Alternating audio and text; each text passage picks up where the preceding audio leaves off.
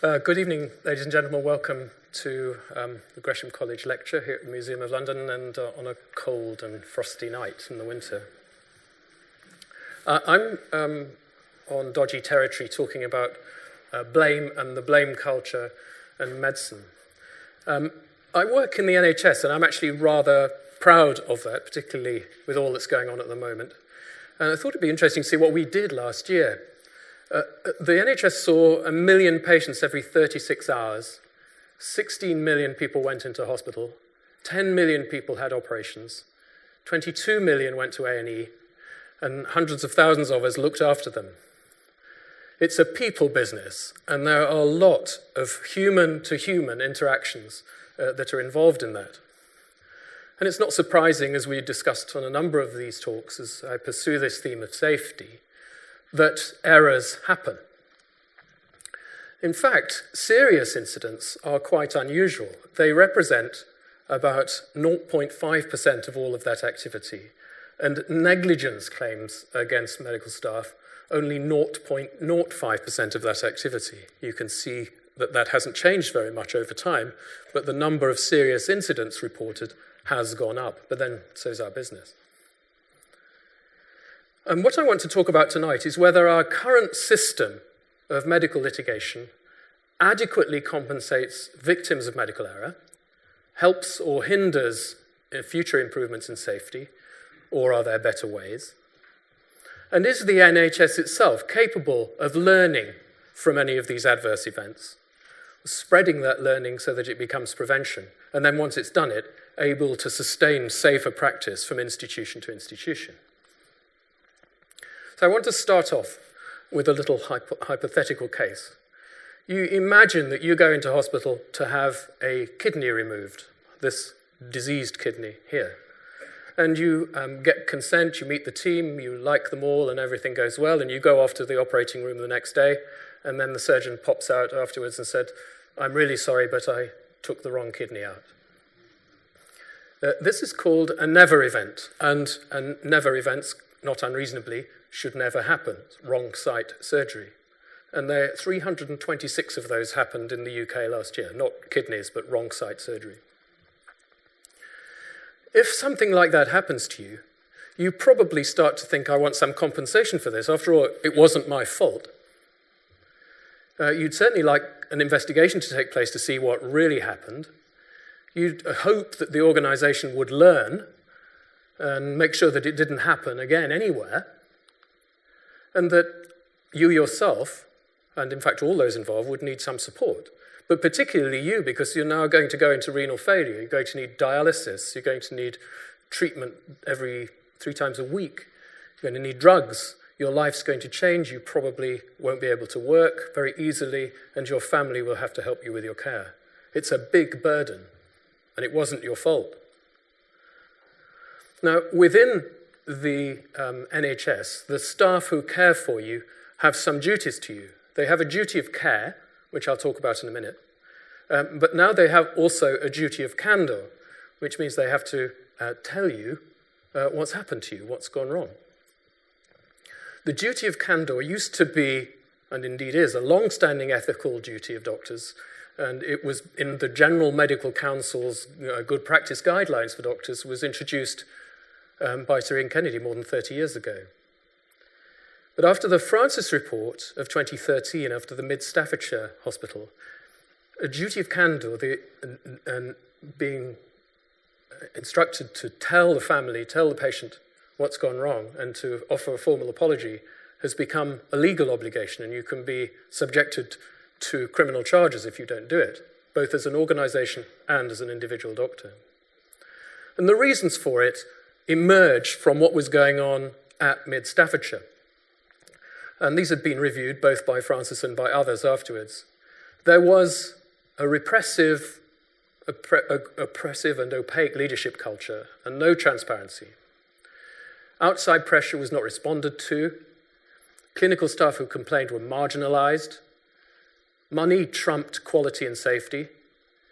There wasn't very much monitoring of safety, indeed, at all within the organization. And the shop floor workers tended to be blamed rather than dealing with the underlying and systemic issues, particularly if they raised problems as whistleblowers. I think that was very much captured in another paper that followed from Charles Vincent's group, which said there'd been perception that the hospital staff had been silent, but it turned out that the organization had been deaf. I think that's a very telling quote, and one which many of us in all organizations will probably have met from time to time. The trouble is that even with a duty of candor, where you can be empathetic, explain, and offer a significant apology, that may not be enough for some people to whom these terrible events have happened, and they may want to seek compensation through the courts. Let's first consider what happens in a serious incident, what a serious incident is. Now, they have a definition within the NHS, which is an unexpected or avoidable death, an unexpected or avoidable injury or causing harm, actual or alleged abuse, a never event, such as the one I just described to you, or something that threatens business continuity. In other words, if there's a fire or the IT all goes down. These have to be reported to the health system, and I'll show you how that takes place in a moment. But when one happens, there has to be an investigation, and the rules of those investigations are here. I won't read them out to you. They're self-evident. This is the description that's in the NHS website, and since it's all about error, I thought it was quite nice to see how they'd spelt principles. Now, there's no need to read all this. It's just to demonstrate that the process is mapped out. It starts with the incident, and then we have to report it locally and to commissioners. Commissioners are the people who buy care from us in hospitals, and they're supposed to monitor our performance within the NHS. But as that process rolls on, a series of structural ways in which you manage the investigation begins, and a leader, a local investigator, has to take charge. Evidence is taken from all the people involved. It's all documented. You have to feed back to the family and then report it back to the commissioners, and with an action plan of what you're going to do locally to stop it happening again. And the commissioners then have a theoretical responsibility to spread that news about. We manage the investigations using root cause analysis, which many of you will know, which starts with a timeline, goes with identifying the problems, the contributing factors, developing solutions, and then working out how you're going to prevent it. And two of the key steps in that are the 5 whys. I love the 5 whys. That's like a child asking why 5 times.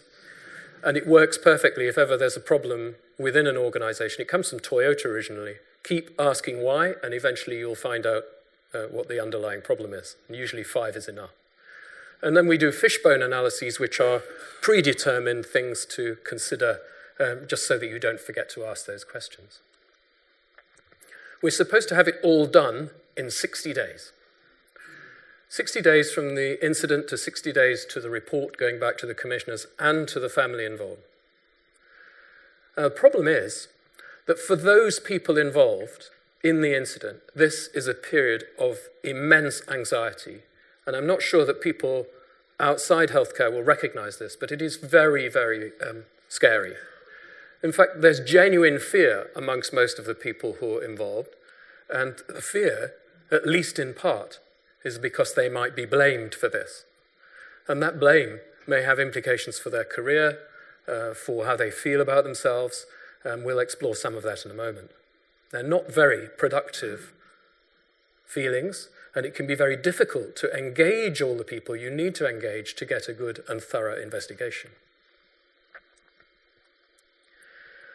A blame culture in medicine has been defined very simply. It's a culture that names, shames, and blames those who make errors. And certainly, we're used to living in a blame culture, aren't we? We see it every day in the media. You only have to pick up the Daily Mail or to listen to the Today program when very frequently in the morning you'll hear someone to say, "Who's to blame for this?" or "Are you going to resign?" It's personalized in a way that is different from what we were exploring last time on aviation, where error is a much more complicated event. As James Reason's Swiss cheese theory says, the person who is making the mistake at the active end of this framework is the one who is taking the can in this poem, is carrying the can, but behind it there may be systemic processes which have failed, culminating in the active error, which results in the harm. Now, wouldn't it be nice if all of those features were taken into account by the Daily Mail and the Today programme? But frankly, you and I both know that that's not the case, and blame has to be meted out. When I started, when I trained in Newcastle, and above one of the operating rooms was inscribed these letters, BMA, and I was very impressed. I thought this is, great loyalty to the doctors' trade union. It's a good thing, but actually it meant something completely different. It meant that blame must be allocated because the surgeon who worked in that particular room most of the time had a concept of blame which was anything that went wrong was clearly not his fault, and it had to be allocated to someone at a lower level in the organization, which was usually the surgical trainee at the lower end, which was very often me. And the principle of the brown stuff flowing downhill is absolutely accurate. And ironically, I was drawn to this cartoon, which you might remember from the days when Rupert Murdoch, Jeremy Hunt was Minister of Culture, and he had to lose his assistant in some public event. So the blame passed downhill. And the blame culture is commonly read about in business, particularly in trading rooms or in some of the city law firms, for example, and in this Christmas card. And we've just read about it all in Sports Direct. Every day, corporate culture incorporating blame seems to be part of British life. Now, in my world, we have multidisciplinary meetings like this one, where we discuss patients either before or after they're operated on to find out what we did wrong. Blame, in my unit, did used to be allocated. It was your fault. And we eventually introduced a system of red and yellow cards, just like on a football pitch. And the yellow card was a warning saying, don't blame, we don't want you to do that. And a red card I had to use once, taking someone's privileges away. But if you blame people in a meeting like that, there are consequences. It makes the people who are blamed really insecure. They become very nervous of contributing, as though you as a member of the audience might know I'm talking rubbish, but don't feel able to say that what I'm saying is rubbish. You become overcautious in managing your patients or giving your important view. It leads to fear, again. Defensive medicine, where you over-test or under-treat. You become resistant to reporting errors. And so all the errors which are going on underlying in the system, which you could improve and make better, don't get through to the system in order to correct. And that leads, ultimately, of course, to harm for patients. Lucien Leap, one of the pioneers of medical safety, said in evidence to Congress in 2009 that punishing people for making mistakes was the biggest impediment to error prevention. Because that culture associated with blame and punishment wasn't going to be productive in getting people to talk and share their ideas. Now, in medical error and medical harm, there are, or is, of course, a first victim, and that first victim is the patient, the most important person in all this. But there's a second victim, who's the error maker themselves, and a third, many people have suggested, the institution itself. So that if the error becomes the subject of the Daily Mail front pages or gets sufficient media, then the institution itself can be damaged and become over-defensive and not do the work that it was set up or constituted to do. The first and second victims, the family, the patient, and the person who made the error, are known to get a number of important consequences, psychological consequences, which I've listed here, culminating in real post-traumatic stress disorder. Now, if you are a patient and you've had this harm, you can kind of understand that. But I don't think people realize how bad it can be for the person who has made the error and the impact that that can have on their career.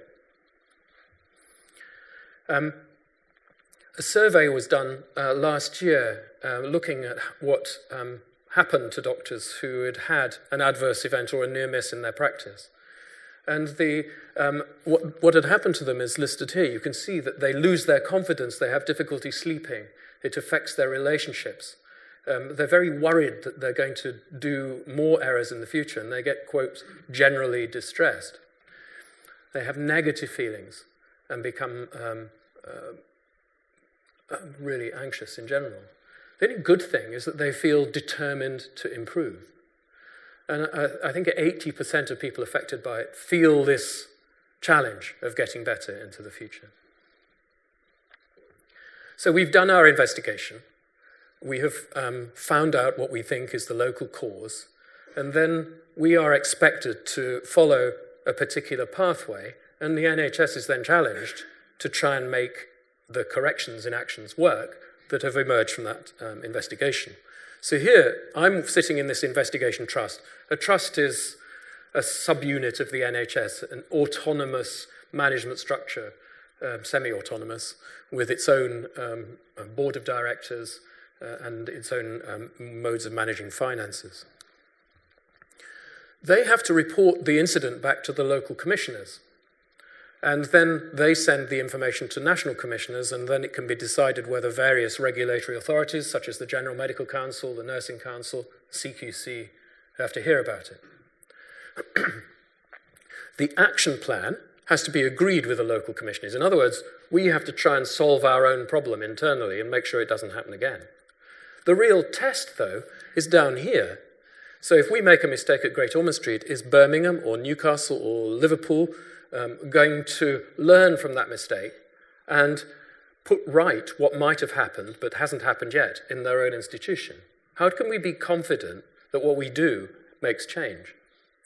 Will they change anything? And how will we, either back at base or in terms of the NHS or the public in general, actually know?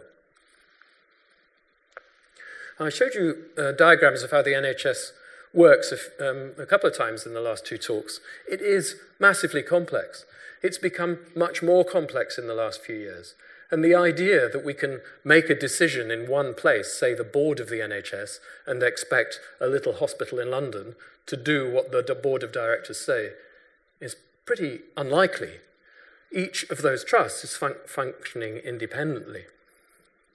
And doctors have an unusual view of the world.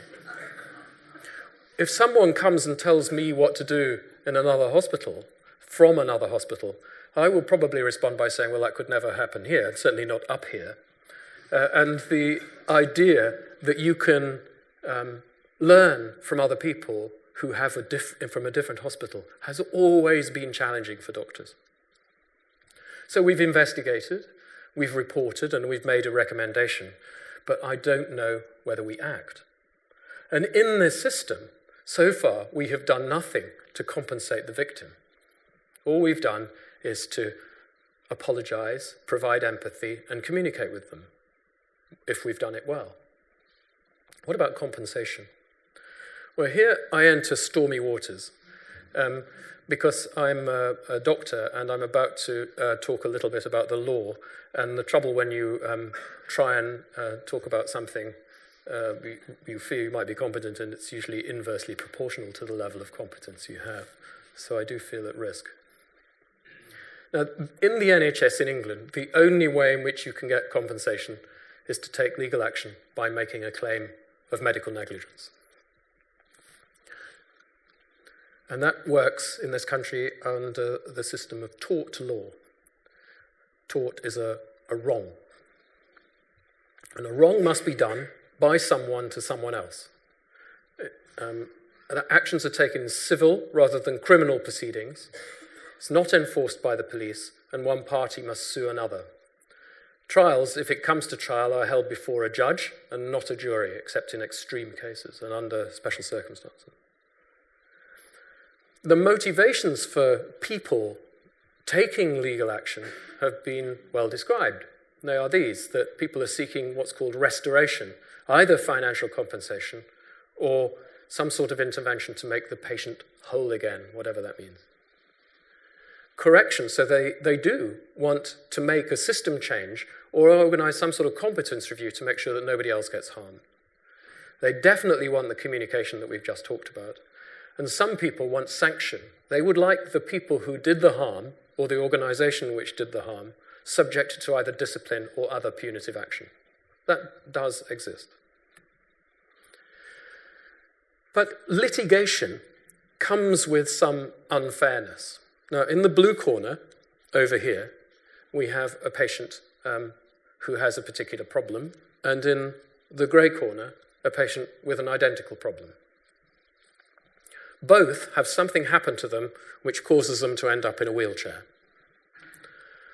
In the blue corner, what caused them to end up in a wheelchair was some negligent act. And in the grey corner, it's either the disease state or something done by a doctor which didn't meet the threshold for negligence. The person on the left is going to get loads of cash if they're successful in their negligence lawsuit, and the person on the right is not going to get anything. And yet the consequences of both those events are identical. High cost, life in a wheelchair, difficult existence. The only way you can get money is to prove negligence against the organization or the doctor. Now, negligence, for it to be proven, the following must exist. A duty of care has to be proven. In other words, the people looking after that person have to be said to have a duty of care. A breach of that duty must have taken place, and that breach must cause or have caused material harm to the patient, not remote in time from the breach of the duty. Now, it used to be that in order to get a negligence response from, bring a negligence claim, you had to take out a lawsuit against a doctor or a group of doctors, one by one, each of whom would have to hire their own legal team, or did hire their own legal team. In 1990, the NHS set up a litigation authority, the NHSLA, which took over responsibility for managing that negligence attributable to its staff in hospitals or community services. Doesn't cover GPs, doesn't cover those in private practice, and it doesn't cover significantly referrals to the GMC or criminal proceedings such as manslaughter. Now, a breach of a duty is pretty obvious if you've taken out the wrong kidney. That's not too hard to work out that you've probably breached your duty of care. It becomes a bit harder if, for example, you have developed brain damage after heart surgery, because some people might say, well, you get a 1% incidence of brain damage after heart surgery. How are you going to get anybody to prove that a negligent act occurred? And the judge, whilst potentially experienced in medical negligence, is going to have to rely, in order to make the judgment, on the views of expert witnesses, aided and abetted by learned friends on either side, making arguments in court. Traditionally, a breach of the duty is judged against a thing called the Bolam test, and Bolam was a poor man in the 1950s who was in a mental hospital and was having ECT, electroconvulsive therapy, and he sued the hospital because he was given neither sedation nor restraint, had his ECT, and broke his hip. He was essentially twitching. Now, he lost his case because the experts were split, if you like, and a significant number of medical experts said that, well, we don't restrain patients and we don't sedate patients, so the practice could be regarded as quite satisfactory. And the judge in that case said, if a doctor reaches the standard of a responsible body of medical opinion, he's not negligent. Some people would say that's a substantial minority of your peers saying that you are not negligent. It's been tested a few times in court, and the last one, a significant one, was a Bolito case in 1997, when a little child was with an airway problem. The debate between the experts was whether or not this child should have had a tube placed in its airway to help it breathe. And 4 of the experts said yes, and 1 said no. And the judge took the view that the one who said no was off the wall, and that was rather a crazy decision. The House of Lords agreed, and the judge basically, the decision was that the judge should be able to choose between 2 bodies of expert opinion and to reject an opinion which was logically indefensible, such as not intubating the child in that case. So it is possible that the judge may have to, as it were, overrule parts of the expert opinion, but on balance, these cases are settled, the complex ones, on how that medical opinion is being laid out and on the law that underlies it. Now, the evidence that the court and the lawyers, and indeed us, when we're doing an investigation in a hospital, have to rely on, largely comes from the medical records, which often look just like this, or sometimes without the elastic bands. And they contain within them writing by doctors, which is often, actually this is quite good, I can read some of those words. Very often they come in different types of languages, and people have tried to classify these into various degrees of legibility. Now, fortunately, the human brain is quite remarkable at interpreting letters, and I'll just let you read that because it's quite remarkable how quickly you can. Almost at normal speed. We do interpret things very quickly from these records. And we make intuitive pattern recognition. So here is a series of numbers, but here is a series of letters. And if you look at 13 and B, they're identical. Now, if you're faced with letters and numbers in charts like this, those errors become highly significant. And I've certainly been involved in many cases where argument goes on for hours over individual interpretations of B or 13. It also generates copying on an industrial scale. I don't know that various companies must delight in the way the British legal system works. You see lawyers' clerks shifting around the temple, huge trolley loads of notes, and FedEx delivering them to experts all over London. And you'd think that the electronic medical record would significantly improve the quality of evidence. But in fact, I think it's going to become harder. And in the cases I've been involved with the electronic medical record, I think it has got very challenging because rather like the tabs you get on a search engine, each of these tabs essentially opens up a window to a whole other bunch of literature, a whole other bunch of stuff about this patient. And it becomes exponentially greater and harder to navigate your way through the story. There is no narrative. The narrative of looking after a patient is lost. You used to be able to take the medical records and turn over a page and a page and a page and read a story about this person, what had happened, especially from the nurse's notes, which were usually much easier to read than the doctor's note. But you could turn them over and read about what was going on. It's really hard now from these records. And records are also stored in different places. So you have, for example, chest x-rays or MRIs or EEGs, videos and photographs of operations, acres and acres of blood tests, all in different systems being brought back through the windows of that medical record, and some special investigations which you may have to go and look for elsewhere. How you interpret those images is open to debate. So we can all see the chap on the right we have 2 means of looking at him, but I don't know if those of you who've seen this before may not know that square A and square B are actually the same colour and are only shown up as separate colours because of the presence of a green column. It's very hard to project because the colours are different on the projector. Now here's a tumour on this chest x-ray, on this CT, which most people see, but radiologists often fail to notice the dancing gorilla in the upper part of the x-ray because they're already attracted to the very simple tumour in the bottom part of the lung. So the way in which those images are interpreted is the stuff of the debate of the expert witnesses and still open to error. I love the dancing gorilla. My brother's a radiologist, actually.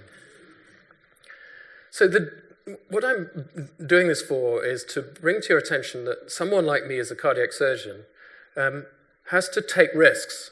I work in a risky environment, and I have to make many decisions each day under pressure. A lawyer, looking at all of this stuff, is analysing risk and decisions at relative leisure. Now, I'm sure the lawyers in the audience are going to say they never have leisure, but I know that they will be analysing slowly and carefully. The decisions that doctors take have been analysed. This was from Boston Children's Hospital. And they looked at the decisions that doctors were taking. And they were taking up to 158 decisions each per day on individual patients as they walked around the wards. Life and death decisions in theory about these patients.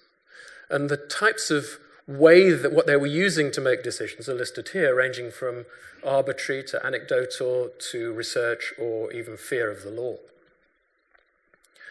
It turned out that experience and anecdote accounted for almost 40% of the decisions that were taken, arbitrary instinct and training the next, and research and avoiding a lawsuit were actually fairly trivial.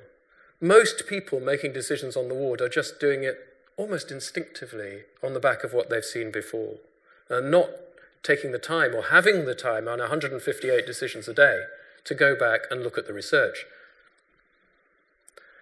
Which brings us to a problem.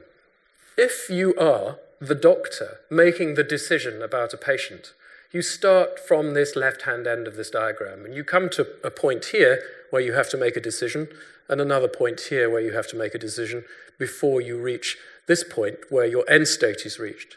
But here and here, you have a choice. And you may have to make those choices very quickly.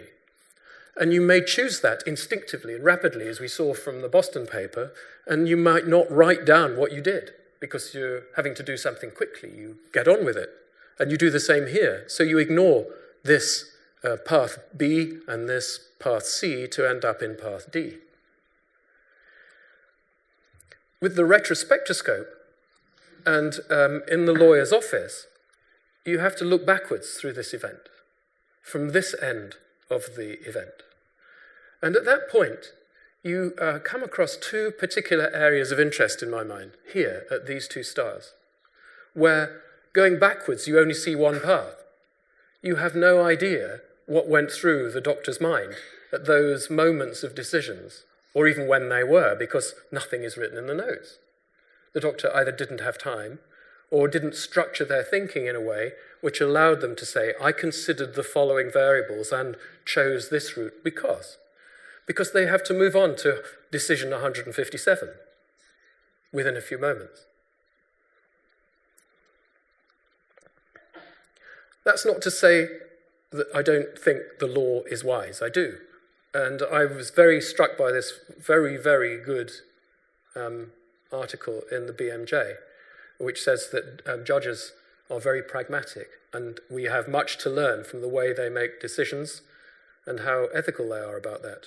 And that they always ask, what evidence do I have for this? Well, we've just seen from the way doctors behave that they don't do that. I put it to you that they may not do that because they don't have the tools or the time to do that in the way that they should, if they had as much time to analyse the case as one does retrospectively. So let's now move to a situation where you have decided to undertake litigation. Because one of the key problems with litigation is what it costs. Remember, we're talking about 0.05% of NHS activity ending up in court. The NHSLA, one of its statutory components is to reduce cost, or minimise it, by dealing with unjustified actions, defending unjustified actions robustly and settling those that are pretty obvious. Now, just to remind you, it's a busy place and the incidence of negligence is low. But the cost is astronomical. What was spent last year on negligence payments by the NHSLA in the UK was almost £1.2 billion. That's quite a lot. And the NHSLA has to set aside money for claims. I'm not. Somebody in the audience may be able to tell me exactly what set aside means, but they've set aside for next year £28.6 billion, which is 25% of the NHS commissioning budget for buying care. And that's a 10% rise in 1 year at a time when the money going to the NHS has been held static. Legal costs last year were £300 million for these relatively small number of cases. Now, a trust like mine, like Great Ormond Street, has to pay a contribution to the NHSLA through a thing called the Clinical Negligence Scheme for Trusts, CNST.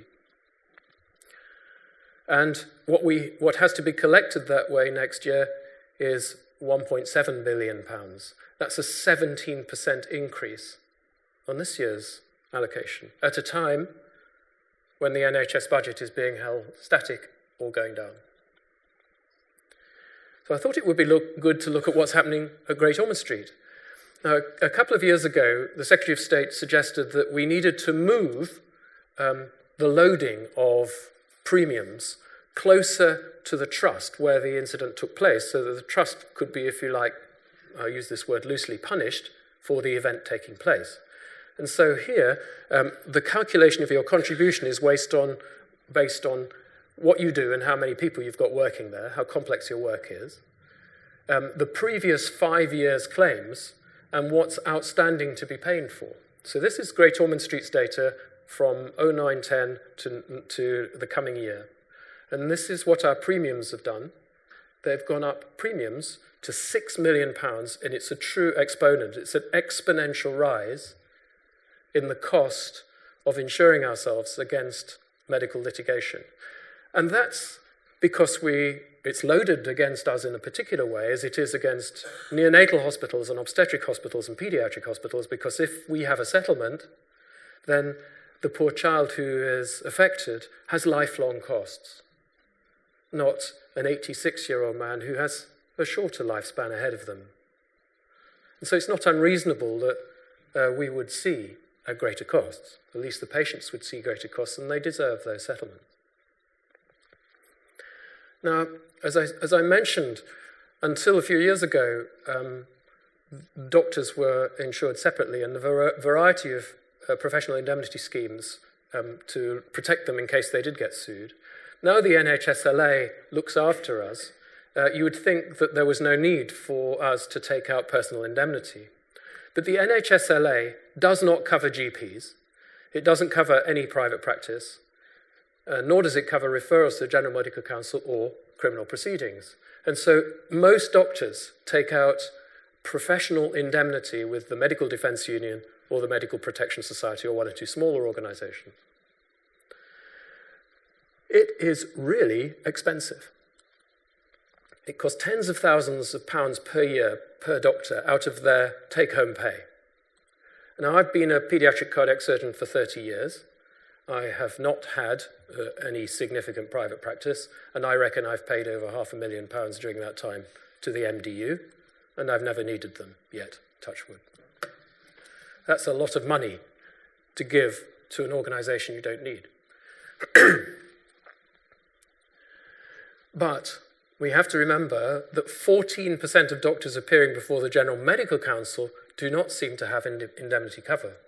It's loaded towards doctors who've come into this country from overseas, and a greater proportion of them.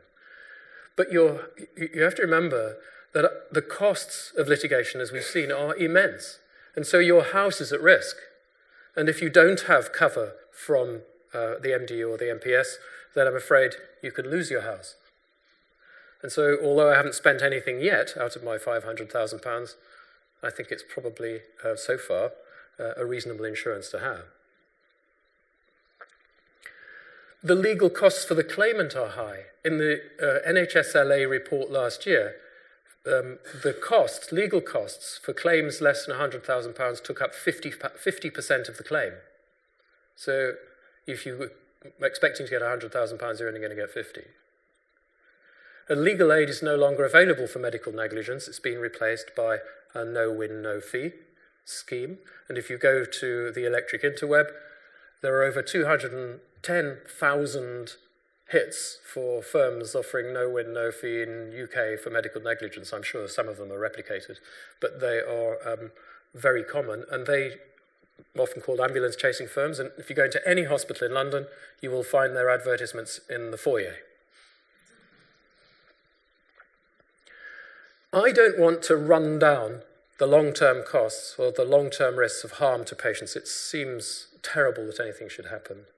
And just as an example, this little girl was a patient at Great Ormond Street, 10 years old, and in 2010, she came into the hospital to have treated something called an arteriovenous malformation in her brain. And these malformations are little nests of blood vessels which have the potential to burst and cause an acute and often fatal stroke, or to take so much blood shunting between the arteries and the veins that they can end up giving you heart failure. All the blood goes through this thing and not very much around the rest of the body. Now, you used to have to take them out with high-risk neurosurgery, and there are a lot of complications, including strokes, as a result of that. But now, thanks to developments in Paris particularly, this can be managed in a cath lab by passing a tiny catheter from the femoral artery all the way up into the brain, and navigating with enormous skill. The people who do this are really, really skilled people, into the area of the malformation, pass that catheter in there, prove that it's there by injecting some radiopaque dye, and then fill the whole thing full of glue, literally glue. And that glue will fill up that vessel, stop the shunting, and stop the risk of it rupturing. Now, the little girl that you just saw had this treatment, and remember, it's a life-threatening condition, and she had this treatment. And the operator asked for a syringe with the dye that you use to outline the blood vessel, and was handed a syringe of glue. And she, unfortunately, suffered very badly. So there were two syringes on the trolley that looked like this, and they could have looked like this. They had no labeling, they were identical syringes, and they had the same fixation on each one, and they weren't color-coded. The dye and the glue were the same color. The operator was at the time concentrating on the screen, and the child was vomiting a little blood, and so his attention was on one side, and he just took the syringe and injected it, and she ended up with severe long-term brain damage and needed 24/7 care. Terrible outcome, absolute tragedy. The cost to the NHS LA of that single case at Great Ormond Street, £24 million during the course of her life if she lives to be my age. £24 million. And the case took 4 years to finally be settled in court. The operator, who was one of the most highly trained people in the country, it's a really difficult thing to do, been trained all over the world to do it, is now spending half his time back in another country, sheep farming, and is not doing such stressful work. Now, I wrote to him and asked him how he felt about this several years later. And I'm just going to let this roll by while I have a drink of water, because I think it's worth reading.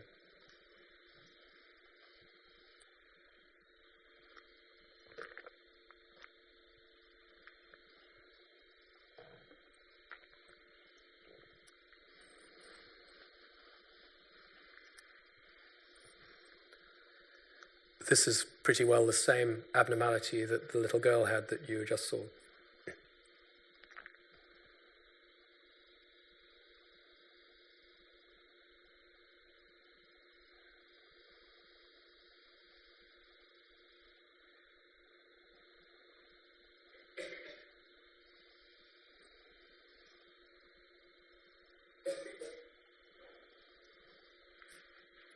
That's very moving experience. If it hadn't been for the emergency case with pretty well the same thing, carrying the same risks, just a short time afterwards, he's pretty well saying he would have given up. He lost his skills, he felt, for almost a year. And we have lost his skills forever because he's gone back to another country.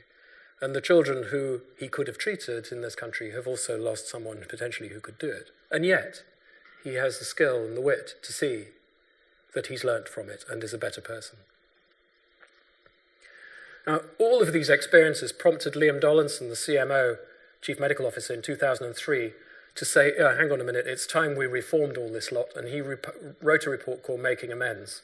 And he described the medical litigation system in the UK in these words, pretty well describing what we've just talked about. Others said it was an asymmetric system which damages doctors and hospitals and doesn't significantly benefit the patient or victim. He proposed something similar to a no-fault compensation scheme, a fast-track negligence scheme, and it moved into the NHS Redress Act. You had to apologise, there was a consensual process, and you lost the right to sue. And it looked quite an attractive prospect, but secondary legislation was never passed. There's been no political will to introduce it, and we're left with a similar system to the one that we've got now. No-fault compensation has been in existence really particularly since 1974 in New Zealand, in the Nordic countries, in Australia, and some American states. Small population areas. In no-fault compensation, in order to get cash out of the system, you don't have to prove negligence. So those two people in the beds next to each other would have ended up with the same amount of money. Each, though, has eligibility and threshold criteria, so you might not be eligible. You might not get as much money as you think, and there are caps on compensation, and there are certainly lower settlements than if you've gone to court. And access to the courts is restricted. One of the characteristic features of these systems is that the social and welfare systems in each of those areas are well developed and supported by the government. In New Zealand, the trust in that system for those people who pay the premium, the hospitals, the doctors, if you like, is 60%, but for the users, 76%. It's far from perfect, but it's not horrendous. So why can't we do this in England? Well, the first and most important reason is that we've got a hell of a lot more people, and the population is going up. So if we want to build a fund which is big enough to pay all of the compensation that people will need, think of that 24 million over life, then how big is that fund going to have to be to meet the needs of our population, of our 60 million people? It just probably can't be done. And you only have to read our current government's policy to realise that the welfare state isn't its favourite thing, and it's trying to reduce the size of the state in general, and so it's unlikely to have the political support. And further, people have argued that no-fault compensation doesn't provide the kick-up-the-pants that the system needs. So if you're not penalising the organisations that are making the fault, how are you going to get any change? So if the current one's no good and the no-fault compensation is unaffordable, what else can we do? Well, you could cap the fees and the compensation that are paid out, and that's been done in a program in California. It reduced lawyers' bills, and actually it reduced defensive medicine by about 5 to 9%, quite remarkably. But they couldn't spread it across the USA because of the constitutional right to a jury trial. So it had a limited application and some success, and it wasn't in the Obamacare reforms. In England, we already have some caps, and they've got this most wonderful thing. The Judicial College publishes something called the Guidelines for the Assessment of General Damages for Pain, Suffering, and Loss of Amenity. I love it. But actually, that limits what you can pay out for a particular injury. So if you happen to get tetraplegic, the settlement that you get is around £250,000. Just for being made tetraplegic, you get some money in addition to the costs being covered. So there are some damages, and in a sense they're punitive in that they're coming via the NHSLA from the wider system. There's a thing called alternative dispute resolution, and this involves apology, mediation, or arbitration. It worked in Pittsburgh. Arbitration proved to be incredibly acrimonious and expensive in the States, and physicians didn't like it because they had to report contact with that to the National Physicians Database, and they felt their reputations would be damaged. In England, we have mediation, and it's remarkably successful following the Wolf report in 2000, because the two sides in litigation are forced to meet round a round table. I think they're actually called round table meetings. to see if they can settle, and currently only 1 to 2% of cases get to court. I think that's a success. It's a remarkable achievement. And certainly avoiding court costs is a good idea, and it must be better for everybody involved. The Americans have tried to introduce similar systems to our courts in America, but and having judges rather than juries do trial, but it's caused a huge stir because there is a constitutional right to a jury trial. Doctors do better in jury trials in America, and the Supreme Court still has to adjudicate on that issue. And is litigation anyway in this country changing behavior? Well, the incidence of claims has not gone down, but then the population's gone up, so it's really hard to tell. Maybe if the litigation gets heavier, as in this current case that's going on in Maidstone and Tunbridge Wells in court for corporate manslaughter, that may well concentrate the minds of organisations more precisely than financial damages. I think prevention is better than cure. And to have local prevention seems to me to make more sense than dealing with things at the other end of the gun. Why don't we reduce errors at source? And most errors in the end are committed by good, hard-working people trying to do the right thing at the right time. Everyone makes errors. Repeating an error or allowing errors to escalate is not such a good idea there. Some things are worthy of blame. We do blame people when they do things repeatedly wrong. James Reason, who was a great pioneer of safety apart from his Swiss cheese theory, said that in order to have a safety culture in an organization, you need to be well informed about what controls safety, be able to make change quickly, encourage reporting of errors and harm, learn quickly and spread that learning around, and most importantly of all, reward people for reporting error, but never reduce accountability. Because in the end, you are looking after human beings and you mustn't make the same mistake twice. Now, as I said, doctors don't really like being told what to do. In fact, they don't like being employed. When did you last hear a doctor say where they worked? Because they normally say, I work at Great Ormond Street. It's very rare to hear them say, I work for Great Ormond Street. We're not good at being employed. And performance management of doctors is notoriously weak. It's been peer enforced. And although I'm very glad to say that the GMC, General Medical Council, has introduced a process of revalidation in 2012, which has a responsible officer in each trust who has to sign off your performance each time, every 5 years. And it's described as one of the most comprehensive and ambitious schemes in the world by others. It's still a relatively low bar, and it still lacks the detail that you would need for a high-tech industry like mine. The real problem is performance management in smaller units, like my own unit. It's very weak, and it lacks the detail we need. It's incredibly hard to discipline someone you work with every day of your life, or to understand their performance management. And identification of repeat errors is poor because we often don't monitor them. It's well known that repeat errors lead to big errors, and low-grade performance leads to big problems.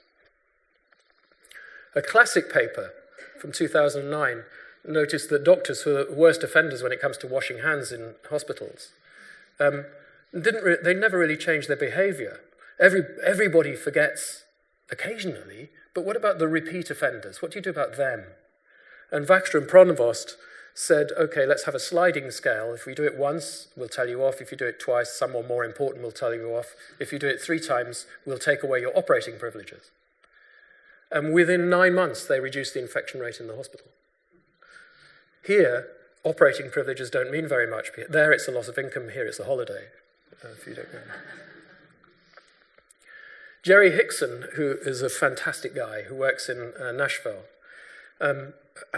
discovered by monitoring very carefully that 2 to 8% of physicians per discipline cause 30% of the malpractice claims. And he introduced regular risk assessments, at least annually, and a series of difficult conversations with those with high risk scores. And he puts it beautifully. We really basically told them that they were driving at 40 miles an hour in a 30 mile an hour zone, and we thought you ought to know. It was all about collecting fine detail. Since then, 100 physicians were identified, 70 have done well, 14 have taken what he calls the Geographical Solution, and others are having additional assistance. This has spread to 156 other institutions in the United States with equal success, and we can't introduce it in the UK. They have tools that they can use to make it work. So they've got pay for performance, both in quantity and quality, built into systems. Their contracts are reviewed regularly, often annually, and they have a tough appointment process.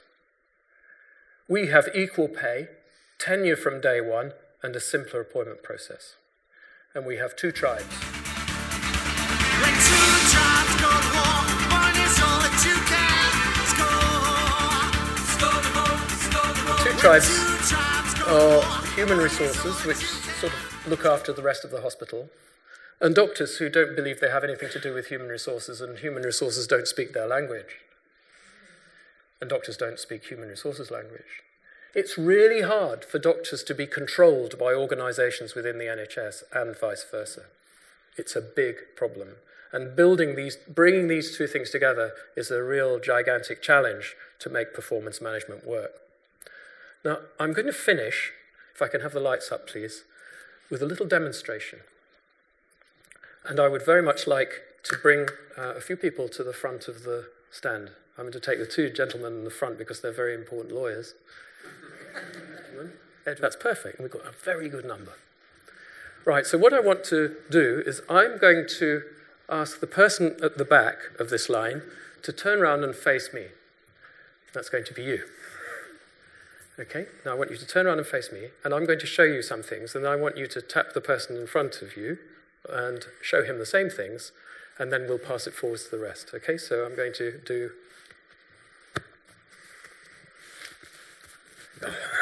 Out of sequence already. Right, off you go. Now you have to do the same thing.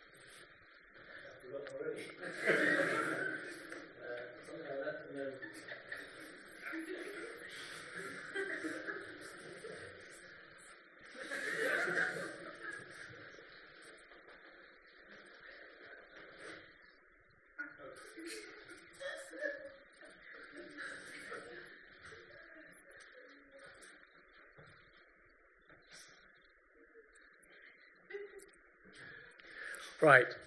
Thank you. I think they need a round of applause for doing that.